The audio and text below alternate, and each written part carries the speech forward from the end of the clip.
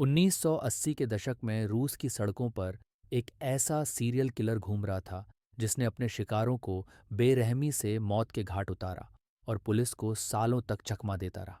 ये था the बटचर of Rostov, Andre चिकाटिलो। आज हम उस दरिंदे की कहानी बताएंगे जिसने अपने पीछे खौफ और खून का ऐसा खेल छोड़ा कि रूस की पुलिस भी कांप उठी। अगर आपको भी ऐसी कहानियां सुनना पसंद हैं जो रोमांच से भरी हुई हैं, तो चैनल को सब्सक्राइब कर लीजिए। हम हर हफ्ते आपके लिए दो ऐसी कहानियां लाते हैं। वापस आते हैं आज की कहानी पे। एंड्रे रोमानोविच चिकाटिलो का जन्म 16 अक्टूबर 1936 को सोवियत संघ के यूक्रेनियन एसएसआर के सूमी ओब्लास्ट के याब्लुचने गांव में हुआ था। उनका परिवार बेहद गरीबी में जीवन व्यतीत कर रहा था, खासकर 1930 के दशक में हुए होलोडोमोर के दौरान, जो यूक्रेन में एक मानव निर्मित अकाल था और जिसने पूरे क्षेत्र को बुरी तरह प्रभावित किया। इसी गरीब लड़के ने 1978 से 1990 के बीच सोवियत संघ की सड़कों पर आतंक का कहर बरपाया। एंड्रे चिकाटिलो, जिसे दुनिया द रोस्तोव रिपर और द रेड रिपर के नाम से जानती है, एक सीरियल किलर जिसने 52 से भी ज्यादा मासूम औरतों और बच्चों को अपनी हैवानियत का शिकार बनाया। नफरत, पागलपन और वहशीपन के इस चेहरे ने अपने शिकारों को बेरहमी से मारने से पहले उनका यौन उत्पीड़न और खौफनाक हत्या की। सितंबर 1944 में चिकाटिलो ने अपनी शिक्षा शुरू की। वह एक शर्मीले और मेहनती छात्र थे, लेकिन शारीरिक रूप से कमजोर थे और अक्सर घर में बुने हुए कपड़े पहनकर स्कूल जाते थे। भूख के कारण उनका पेट अक्सर सूजा रहता था, जो युद्ध के बाद सोवियत संघ में व्याप्त अकाल का परिणाम था। कई बार भूख के कारण वह घर और स्कूल दोनों जगह बेहोश हो जाते थे और उनकी कदकाठी और शर्मीले स्वभाव के कारण उन्हें लगातार तंग किया जाता था। अपनी 2 साल की व्यावसायिक प्रशिक्षण पूरा करने के बाद 1957 में उन्हें सोवियत सेना में भर्ती किया गया। सेना से लौटने के बाद चिकाटिलो अपने गांव वापस आए और कुछ समय के लिए सामूहिक खेत में अपने माता पिता के साथ काम किया। इस दौरान उनकी मुलाकात एक तलाकशुदा महिला से हुई और दोनों के बीच 3 महीने का रिश्ता चला। लेकिन कई असफल प्रयासों के बाद उनकी शारीरिक अक्षमता का खुलासा हुआ। महिला ने मासूमियत से अपने दोस्तों से इस समस्या के बारे में सलाह मांगी, जिससे उनकी नपुंसकता की बात उनके साथियों में फैल गई। 1993 के एक साक्षात्कार में चिकाटिलो ने इस घटना को याद करते हुए कहा, लड़कियां मेरे पीठ पीछे कानाफूसी करती थीं कि मैं नपुंसक हूं। मुझे इतनी शर्म महसूस हुई कि मैंने आत्महत्या करने की कोशिश की। मेरी माँ और कुछ पड़ोसियों ने मुझे फांसी के फंदे से बचाया। मुझे लगा कि अब इस शर्मिंदगी के साथ कोई मुझे नहीं चाहेगा, तो मुझे वहां से भागना पड़ा, अपने गांव से, अपने अतीत से। ये घटना उनके जीवन में एक गहरा मोड़ साबित हुई, जिसने उनके अंदर छुपे अंधेरे को और भी गहरा बना दिया। कुछ महीनों के बाद एंड्रे चिकाटिलो ने रोस्तोव ऑन डॉन के उत्तर में स्थित एक शहर में एक संचार इंजीनियर के रूप में नौकरी हासिल की। 1961 में उन्होंने रूसी एसएफएसआर में स्थानांतरित किया और अपने कार्यस्थल के पास एक छोटे से अपार्टमेंट में रहने लगे। 1963 में चिकाटिलो ने एक महिला, फ्योडोसिया ओडनाचेवा से शादी की, जिससे उसकी मुलाकात अपनी छोटी बहन के जरिए हुई थी। मई 1973 में चिकाटिलो ने 15 वर्षीय लड़की पर अपना पहला यौन उत्पीड़न किया। कुछ महीने बाद उसने एक अन्य किशोर लड़की पर हमला किया और शारीरिक रूप से हमला किया, जिसे उसने अपनी कक्षा में बंद कर रखा था। न तो किसी घटना के लिए उसे कोई अनुशासनात्मक कार्रवाई का सामना करना पड़ा, न ही उन घटनाओं के लिए जब अन्य शिक्षकों ने उसे अपने छात्रों के सामने खुद को सहलाते हुए देखा। उसकी बर्बरता का यह आलम था कि वह अपने शिकारों के लिए दर्द का एक नया अर्थ बन गया, जहां हर चीख एक सन्नाटा बन जाती। जब वह स्कूल में एज ए टीचर बच्चों को पढ़ाने लगा, तब उसी स्कूल में एक जगह थी, नंबर 33। वह जगह थी जहां चिकाटिलो ने अपनी पहली हत्या के दौरान काम किया था। छात्रों की बढ़ती शिकायतों के कारण स्कूल के निदेशक ने उसके साथ एक बैठक की और सुझाव दिया कि वह या तो इस्तीफा दे दे या उसे बर्खास्त कर दिया जाए। चिकाटिलो ने चुपचाप छोड़ने का फैसला किया और जनवरी 1974 में नोवोशाख्तिंस्क में एक अन्य स्कूल में एक शिक्षण पद हासिल किया। हालांकि सितंबर 1978 में कर्मचारियों की कटौती के कारण उसे वह नौकरी खोनी पड़ी और बाद में रोस्तोव से लगभग 47 मील दूर स्थित शाख्ती में तकनीकी स्कूल में काम मिला। 1970 के दशक के मध्य तक नग्न बच्चों को देखने की चिकाटिलो की इच्छा ने उसे सार्वजनिक शौचालयों के आसपास घूमने के लिए प्रेरित किया, जहां वह अक्सर युवा लड़कियों पर नजर रखता था। उसने च्युइंग गम देकर उनसे संपर्क स्थापित करने का प्रयास किया और उसने इन मुलाकातों के माध्यम से कम 3 लड़कियों का यौन उत्पीड़न किया। सितंबर 1978 में चिकातिलो शक्ति चले गए, जहां उन्होंने अपनी पहली दर्ज की गई हत्या की। 22 दिसंबर की शाम को उन्होंने 9 वर्षीय लड़की येलेना जाकोटनोवा को एक पुरानी जीर्ण शीर्ण झोपड़ी में बुलाया, जिसे उन्होंने उसी वर्ष गुप्त रूप से खरीदा था। उन्होंने उसका बलात्कार करने का प्रयास किया, लेकिन उत्तेजित नहीं हो सके। जब लड़की ने संघर्ष किया तो उन्होंने उसका गला घोंट दिया और उसके पेट में 3 बार चाकू मारा और चाकू मारते समय स्खलित हो गए। 1990 में गिरफ्तारी के बाद एक साक्षात्कार में चिकातिलो ने बाद में याद किया कि जैसे ही उन्होंने जाकोटनोवा पर चाकू से वार किया, लड़की ने बहुत कर्कश आवाज में कुछ कहा, जिसके बाद उन्होंने उसे बेहोश होने तक गला घोंट दिया और उसका शरीर पास की नदी में फेंक दिया। उसका शरीर 2 दिन बाद पास के एक पुल के नीचे मिला। 3 सितंबर 1981 को चिकाटिलो ने 17 वर्षीय छात्रा लारिसा टकाचेंको को रोस्तोव के बस स्टॉप पर देखा। उसने उसे वोदका पीने और आराम करने के बहाने डॉन नदी के पास जंगल में ले गया। वहां उसने उसे जमीन पर पटक दिया और उसके कपड़े फाड़ दिए। जब वह असफल रहा तो उसने उसके मुंह में मिट्टी ठूंस दी और उसे पीट पीट कर मार डाला। चाकू न होने के कारण उसने उसके शरीर को अपने दांतों और एक लकड़ी से विकृत कर दिया। 9 महीने बाद 12 जून 1982 को उसने 13 वर्षीय लड़की ल्यूबोव बिर्युक की हत्या कर दी।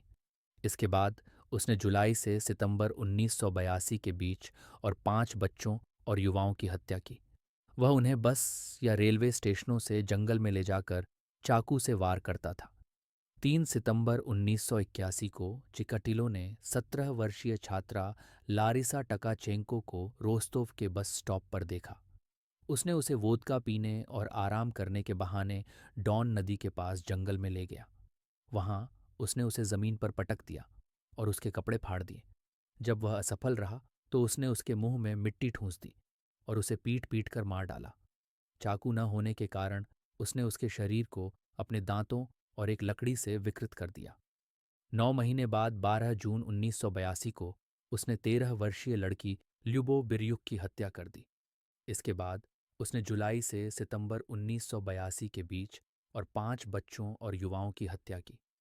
वह उन्हें बस या रेलवे स्टेशनों से जंगल में ले जाकर चाकू से वार करता था। उसने अपने शिकार को न केवल हत्या का शिकार बनाया, बल्कि उनकी आत्मा को भी बर्बाद किया। उनकी चीखें कभी न मिटने वाले अंधकार में खो गईं। हर हत्या के साथ चिकातिलो ने मानवता की सबसे नीचता को उजागर किया, जैसे कि वह न केवल एक हत्या कर रहा हो, बल्कि एक निर्दोष जिंदगी को चीरकर अपने भीतर के राक्षस को जागृत कर रहा हो। जब पीड़ितों की लाशें मिलने लगीं, तो पुलिस ने एक गंभीर जांच शुरू की। जनवरी 1983 तक 4 हत्या के मामलों को एक ही हत्या करने वाले से जोड़कर देखा गया। मास्को पुलिस की एक टीम, जिसका नेतृत्व मेजर मिखाइल फेटिसोव कर रहे थे, को रोस्तोव भेजा गया ताकि इस मामले की जांच को दिशा दी जा सके। फेटिसोव ने एक टीम बनाई जिसमें 10 जांचकर्ताओं को शामिल किया गया और उन्हें सभी 4 मामलों को सुलझाने का कार्य सौंपा गया। जैसे जैसे शवों की संख्या बढ़ती गई और मृतकों पर लगी चोटों के पैटर्न में समानताएं पाई गईं, सोवियत अधिकारियों ने इस बात को मानना शुरू किया कि यह एक सीरियल किलर है। जांचकर्ताओं ने हत्या के तरीकों को देखकर यह भी अनुमान लगाया कि यह हत्याएं या तो अंगों की तस्करी के लिए हो रही थीं या किसी शैतानी कल्टों के कार्य का नतीजा थी।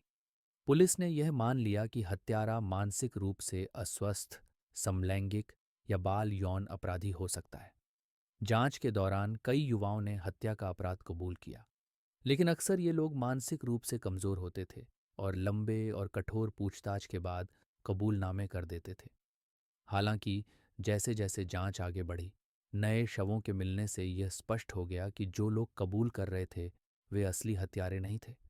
इस प्रकार जांचकर्ताओं को धीरे धीरे यह एहसास हुआ कि उन्हें एक अत्यंत चालाक और धूर्त हत्यारे का सामना करना पड़ रहा है, जो पुलिस के जाल से बचने में सक्षम था। 13 सितंबर 1984 को चिकातिलो को रोस्तोव बस स्टेशन पर युवा महिलाओं से बात करने का प्रयास करते हुए दो गुप्त जासूसों ने देखा। जासूसों ने उसका पीछा किया और पाया कि वह सार्वजनिक स्थानों पर महिलाओं के पास जाकर अश्लील हरकतें कर रहा था। जब वह शहर के केंद्रीय बाजार पहुंचा तो उसे गिरफ्तार कर लिया गया। उसकी तलाशी में 20 सेंटीमीटर लंबा चाकू, रस्सी के टुकड़े और वैसलीन का एक जार मिला। चिकातिलो पर चोरी का भी आरोप था, जिससे पुलिस को उसे लंबे समय तक हिरासत में रखने का अधिकार मिला। हालांकि उसके रक्त समूह ए के कारण उसे अज्ञात हत्यारे के रूप में खारिज कर दिया गया। चोरी के आरोप में उसे 1 साल की सजा हुई, लेकिन 3 महीने बाद रिहा कर दिया गया।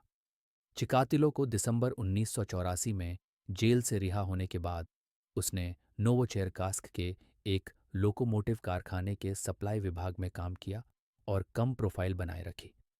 उसने 1 अगस्त 1985 को फिर से हत्या की, जब उसने मॉस्को में एक व्यावसायिक यात्रा के दौरान 18 वर्षीय नतालिया पोखलिस्तोवा से मुलाकात की। पोखलिस्तोवा को एक ट्रेन से उतारकर वॉस्ट्रियाकोवो गांव के निकट एक जंगल में ले जाया गया, जहां उसे बांधकर गर्दन और सीने में 38 बार चाकू मारा गया और फिर गला घोंटकर हत्या कर दी गई। जांचकर्ताओं ने यह धारणा बनाई कि हत्यारा रोस्तोव ओब्लास्ट से मॉस्को तक हवाई यात्रा करके आया था। इसलिए उन्होंने जुलाई के अंत से अगस्त की शुरुआत तक एरोफ्लॉट की सभी उड़ानों के रिकॉर्ड की जांच की। लेकिन चिकातिलो उस समय ट्रेन से मॉस्को गया था, इसलिए कोई दस्तावेज उपलब्ध नहीं थे। 4 सप्ताह बाद 27 अगस्त को चिकातिलो ने शक्ति में एक और युवा महिला, इरीना गुल्याएवा की हत्या की, और इस हत्या के घावों ने इसे श्रृंखलाबद्ध हत्यारे के मामले से जोड़ा। पुलिस ने पहली बार एक मनोचिकित्सक डॉ अलेक्जेंडर बुखानोव्स्की से परामर्श करने का निर्णय लिया। डॉ बुखानोव्स्की के अनुसार इसकी उम्र 45 से 50 वर्ष के बीच थी और इसने एक दर्दनाक और अकेले बचपन का सामना किया।